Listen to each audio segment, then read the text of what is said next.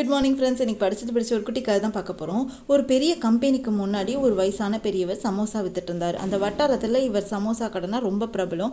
ஒரு நாள் company manager கடைக்கு வந்து சாப்பிட வந்தார். நீங்கள் நல்லா வியாபாரம் பண்ணுறீங்க, தொழில் நல்லா வளர்த்துருக்கீங்க. இதுவே என்னை மாதிரி பெரிய கம்பெனியில் வேலையில் இருந்திருந்தால் நீங்களும் என்னை மாதிரி பெரிய அளவில் முன்னேறி இருக்கலாம்ல அப்படின்னு கேட்டார்.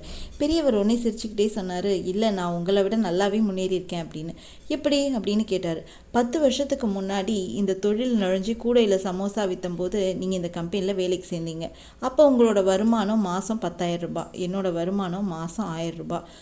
நீங்கள் இப்போ மேனேஜர் ஆகிட்டீங்க, மாதம் 1 லட்சம் சம்பளம் வாங்குறீங்க. இப்போ எனக்கு சொந்தமாக இந்த கடை இருக்குது, இந்த வட்டாரத்தில் நல்ல பேர் இருக்குது. நானும் மாதம் 1 லட்சமோ இல்லை அதை விட அதிகமாகவோ சில சமயம் சம்பாதிக்கிறேன். நாளைக்கு என் வாரிசுங்களுக்கு இந்த தொழிலை நான் தர முடியும். அவங்க முன்னாடி ஜீரோவாக இருந்து தொடங்க வேண்டாம், நேரடியாக முதலாளியாகவே வந்து கடையில் வளர்ந்துட்டு போகலாம். ஆனால் உங்களுக்கு அப்படி இல்லைன்னு நினைக்கிறேன் அப்படின்னு சொன்னார்.